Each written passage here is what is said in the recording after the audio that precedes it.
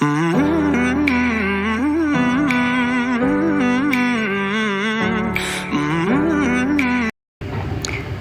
Everyone, कैसे हैं आप सभी लोग। होप सो आप सभी लोग बहुत ही अच्छे होंगे। Welcome back to my YouTube channel, it's Pragya Goswami. बहुत बहुत स्वागत है आपका मेरे यूट्यूब चैनल के अंदर एक नए दिन की शुरुआत के साथ, एक नए वीडियो के साथ। सो आज के वीडियो के अंदर हम करने जा रहे हैं चैप्टर 1 क्लास 10th का आज हम पढ़ने जा रहे हैं, जिसका नाम है chemical reactions and equations. I hope so ये चैप्टर हम अच्छे से कंप्लीट करेंगे, पूरा अच्छे से इसको डिटेल में एनसीईआरटी से पढ़ेंगे। जहाँ मुझे लगेगा कि मुझे कुछ और सिखाना है तो हम नोट्स पे वापस मूव ऑन करेंगे और नोट्स पे खुद मैं आपको लिख के समझाऊंगी। सो जैसा भी होगा वैसा करेंगे। एंड तक वीडियो को ज़रूर देखना। वीडियो अच्छा लगे तो चैनल को लाइक शेयर सब्सक्राइब ज़रूर कर देना। तो चलिए आज की वीडियो को हम स्टार्ट करते हैं।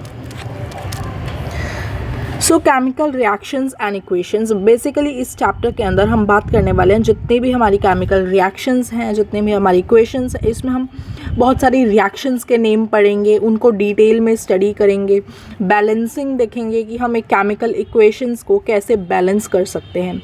सो इसमें हम बहुत सारी नई नई चीज़ें पढ़ेंगे। तो चलिए आज हम इस चैप्टर को स्टार्ट करते हैं। Consider the following situations of daily life and think what happens when. यहाँ पे हमें कुछ डेली लाइफ की सिचुएशंस दी गई हैं। तो कहता है अगर ऐसा होगा तो सोचो कि इसके बाद क्या होगा। सबसे पहले कहता है milk is left at room temperature during summers. अगर हम मिल्क को रूम टेम्परेचर पे रख दें समर्स के दौरान तो क्या होगा। फिर सेकंड में कहता है कि अगर आयरन, तवा, pan, nail left expose to humid atmosphere, अगर हम तवा को या पैन को या नेल को ह्यूमिड एटमॉस्फेयर में रख दें तो क्या होगा। थर्ड में कहता है अगर ग्रेप्स जो है वो फर्मेंट हो जाए तो क्या होगा। फिर कहता है फूड अगर बन जाए व्हेन फूड इज़ कुक्ड।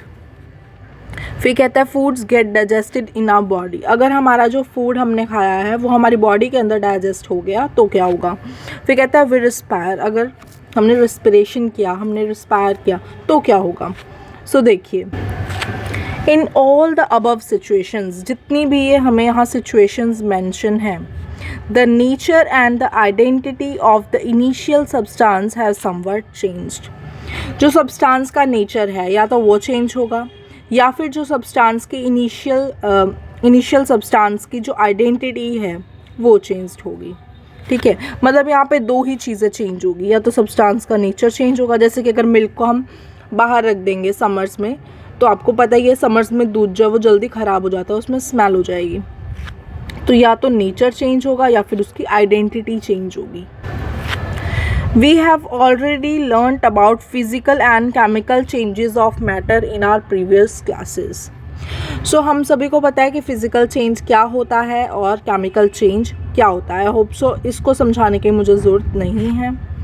कहता है कि जब भी एक केमिकल चेंज होता है we can say a chemical reaction has taken place. जब भी कोई केमिकल चेंज होगा तभी हम कहेंगे कि इसमें केमिकल रिएक्शन ने प्लेस लिया है, यानी कि केमिकल रिएक्शन हुई है। अगर सपोज करो कोई भी रिएक्शन है उसमें केमिकल चेंज हो रहा है, यानी कि वो केमिकल एक रिएक्शन का उसको हम नाम देंगे। ठीक है जी। फिर कहता है you may perhaps be wondering as to what is actually meant by chemical reaction.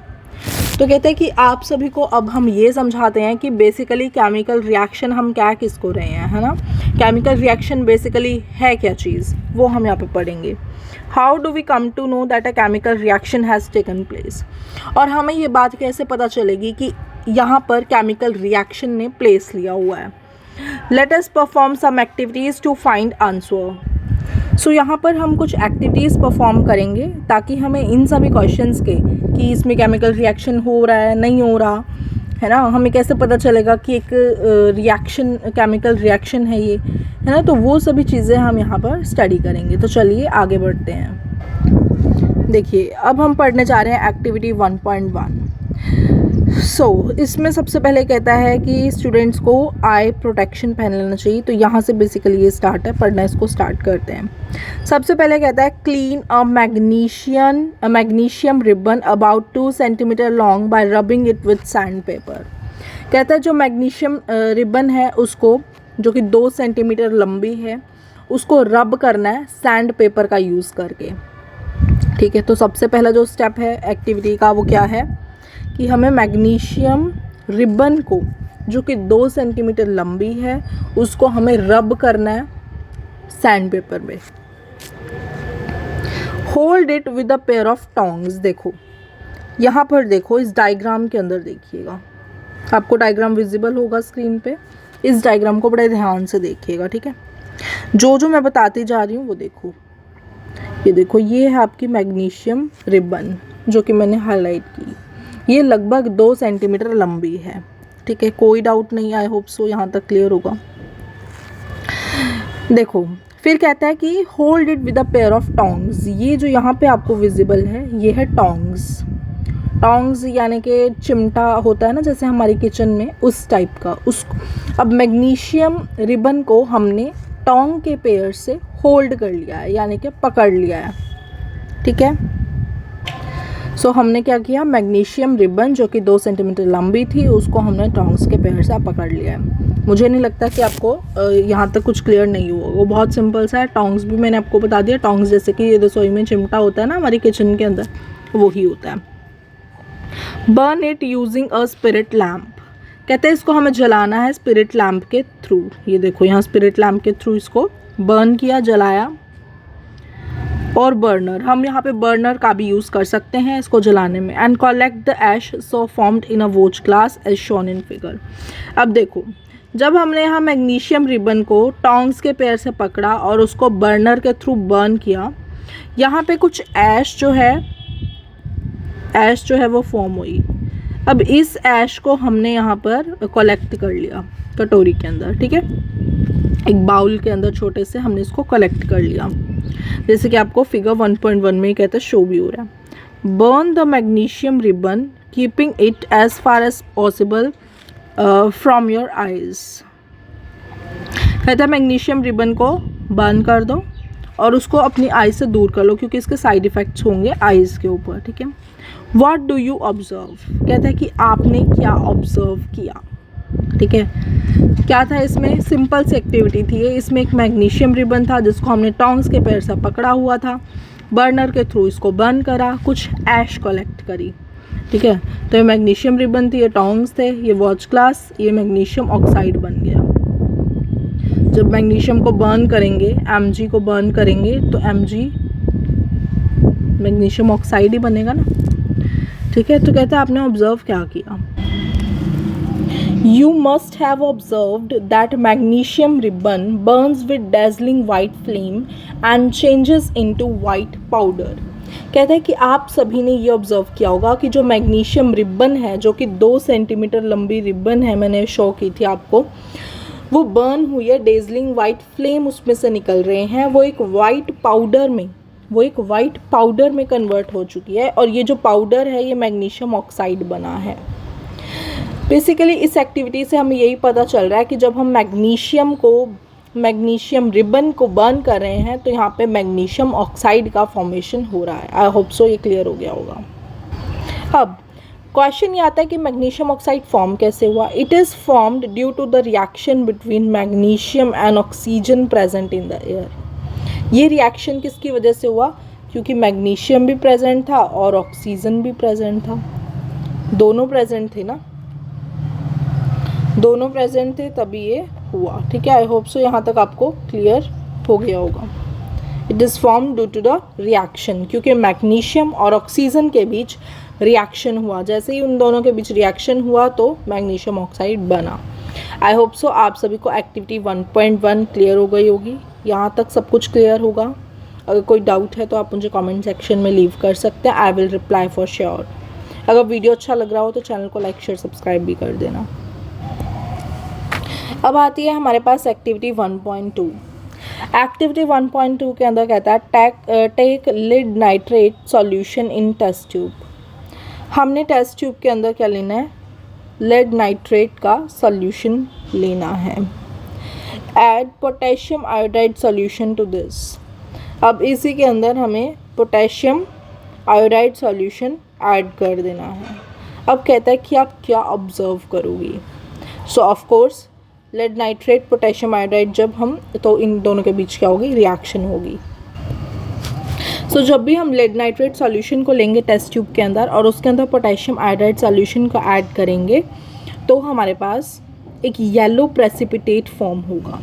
ठीक है, अगर हम लेड नाइट्रेट सॉल्यूशन और पोटेशियम आयोडाइड को ले रहे हैं तो एक येलो पीपीटी बनेगा। दूसरी चीज़ आपको ये याद रखना है कि यहाँ पे जो लेड नाइट्रेट है और जो पोटेशियम आयोडाइड है ये दोनों कलरलेस हैं। ये दोनों क्या है, कलरलेस हैं, यानी कि इनका कोई अपना कलर नहीं है, दे आर जस्ट कलरलेस। तो सबसे पहली चीज़ तो आपको यही याद रखनी है कि अगर आप lead nitrate potassium iodide solution को टेस्ट ट्यूब में डाल रहे हो तो एक येलो पीपीटी बन करके तैयार होगा। अब देखो लेड नाइट्रेट पोटेशियम आयोडाइड दोनों क्या है, कलरलेस हैं, तो ये आपस में रिएक्ट करेंगे। जब ये आपस में रिएक्शन करेंगे तो लेड आयोडाइड फॉर्म करेंगे। लेड आयोडाइड आपस में दोनों कलरलेस हैं, दोनों रिएक्शन करेंगे, लेड आयोडाइड यहाँ पर फॉर्म हो जाएगा। और जो लेड आयोडाइड है वो टेस्ट ट्यूब के सबसे नीचे मतलब बॉटम पे बैठ जाएगा। सो यही आपकी एक्टिविटी 1.2 में, आई होप सो आपको ये एक्टिविटी क्लियर हो गई होगी। बेसिकली इस एक्टिविटी के अंदर जो एक्टिविटीज़ हैं उनके अंदर यही है कि वो किससे रिएक्ट कर रहा है, क्या बन रहा है, मतलब केमिकल रिएक्शंस पे सभी एक्टिविटीज़ बेस्ड हैं। तो अब हम एक्टिविटी 1.3 करते हैं और उसके बाद आज के लेक्चर को यहीं पर ख़त्म करेंगे। एक्टिविटी 1.3 के अंदर कहता है take a few zinc granules in a conical flask और अ टेस्ट ट्यूब। एक हमने यहाँ टेस्ट ट्यूब ली, देखो ये है इसका डायग्राम, आपको दिख रहा होगा बहुत अच्छे से, आई होप सो।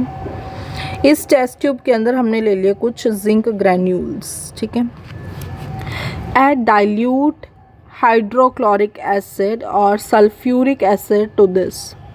अब हमने क्या डाल दिया, या तो डाइल्यूट हाइड्रोक्लोरिक एसिड डाल दीजिए या फिर सल्फ्यूरिक एसिड डाल दीजिए। तो हमने डाइल्यूट सल्फ्यूरिक एसिड इसके अंदर ऐड ऑन कर दिया। Do you observe anything happening around the zinc granules? कहता है क्या आपने कुछ ऑब्जर्व किया कि जिंक ग्रेन्यूल्स के आसपास क्या हो रहा है। हमने ये ऑब्जर्व किया कि जो जिंक ग्रेन्यूल्स है उसके आसपास जो है वो बबल्स फॉर्म होंगे। जब बबल्स फॉर्म होंगे तो जो ये हमारी कॉनिकल फ्लास्क है, ये जो हमारी फ्लास्क है ये पूरी गर्म होना स्टार्ट कर देगी। ठीक है, क्या हुआ, पहले तो बबल्स फॉर्म हुए जिंक ग्रेन्यूल्स के पास और उसके बाद जो कॉनिकल फ्लास्क है वो गर्म होना स्टार्ट कर देगी। फिर कहता है टच द कॉनिकल फ्लास्क और test tube, is there any change in its temperature. Yes, जो कॉनिकल फ्लास्क है वो गर्म हो जाएगी। अब कहता है फ्रॉम द अबव 3 एक्टिविटीज़, ये जो हमने ऊपर 3 एक्टिविटीज़ परफॉर्म की है, हम कह सकते हैं that any of the following observation helps to determine whether a chemical reaction has taken place. तो हमें कब पता चलेगा कि केमिकल रिएक्शन ने प्लेस लिया हो, या तो उसकी चेंज इन स्टेट होगा, मतलब जो रिएक्शन है उसकी स्टेट में चेंज होगा। स्टेट में चेंज यानी कि अगर वो सॉलिड से लिक्विड में कन्वर्ट हो रही है या लिक्विड से सॉलिड में, सॉलिड टू गैस, इस बेसिस पे चेंज इन स्टेट होता है। आपको पता ही 3 स्टेट्स होती हैं हमारे पास, सॉलिड, लिक्विड और गैस। इनमें अगर कन्वर्जन हो रहा है सॉलिड लिक्विड में, सॉलिड गैस में, लिक्विड गैस में, गैस लिक्विड में, लिक्विड सॉलिड में, इस बेसिस पे। फिर कहता है चेंज इन कलर, यानी कि अगर जो पीपीटी बनता है ना, जो पीपीटी बनता है उसका कलर चेंज हो रहा है। सपोज करो पहले येलो था फिर रेड में कन्वर्ट हो रहा है, रेड था येलो में हो रहा है, इस बेसिस पे उसका कलर चेंज हो रहा है। थर्ड में कहता है इवोल्यूशन ऑफ गैस, यानी कि कोई गैस इवॉल्व हो रही है, मतलब कुछ केमिकल रिएक्शंस ऐसी होती है जिसमें गैस इवॉल्व होती है। सपोज करो हाइड्रोजन इवॉल्व होगी, किसी में ऑक्सीजन होगी। सो इवोल्यूशन ऑफ गैस अगर हो रहा है तो हम कह सकते हैं कि chemical reaction has taken place. फिर ये आता है चेंज इन टेम्परेचर, अगर टेम्परेचर चेंज हो रहा है, इसमें टेम्परेचर चेंज हो रहा था, आपने देखा होगा जितनी भी हमने एक्टिविटीज़ की हैं उसमें से कुछ ना कुछ हो रहा था। जो एक्टिविटी 1.3 इसमें टेम्परेचर चेंज हो रहा था, है ना, मतलब जो कॉनिकल फ्लास्क है वो पूरा गर्म होना स्टार्ट हो गया था ना, यानी कि उसका टेम्परेचर चेंज हो गया था। As we observe the changes around us, we can see that there is a large variety of chemical reactions taking place around us. कहते हैं कि अगर हम इसके बेसिस पर देखें, मतलब अब देखो कोई भी आपसे पूछे कि केमिकल रिएक्शन ने प्लेस लिया हुआ है कि नहीं लिया हो, तो आप 4 ऑप्शंस उसको देना, change in state, change in colour, evolution gas और चेंज इन टेम्परेचर। अगर आप चारों में से एक भी निकल रहा है तो उसका मतलब ये है कि केमिकल रिएक्शन ने प्लेस लिया हुआ है, केमिकल रिएक्शन हो रही है। ठीक है, तो हमारे आसपास बहुत सारी केमिकल रिएक्शंस जो हैं वो प्लेस ले रही हैं, हमारे आसपास बहुत सारी केमिकल रिएक्शंस हो रही हैं। We will study about the various type of chemical reaction and their symbolic representation in this chapter. So इसमें हम बहुत सारे केमिकल रिएक्शंस के बारे में स्टडी करेंगे, उनको रिप्रेजेंट कैसे करना उसके बारे में स्टडी करेंगे। सो आज के लिए इतना ही। अगर वीडियो अच्छा लगा हो तो चैनल को लाइक शेयर सब्सक्राइब ज़रूर कर देना। अब से आपको वीडियोस देखने को मिलेंगे फ्रीक्वेंट डेज़ पे, मतलब जल्दी ही आप वीडियोस आया करेंगे। काफ़ी टाइम से थोड़ा गैप हो रहा था, बट अब से रेगुलरिटी में वीडियोस आया करेंगे। तो चैनल को जल्दी से जल्दी सब्सक्राइब कीजिएगा, जितना ज़्यादा हो सके अपना सपोर्ट दिखाइएगा। कोई डाउट है, कुछ आपको पूछना है तो आप मुझे कमेंट सेक्शन में मैसेज कर सकते हैं। So thank you so much for watching this video. मिलते हैं नेक्स्ट वीडियो में।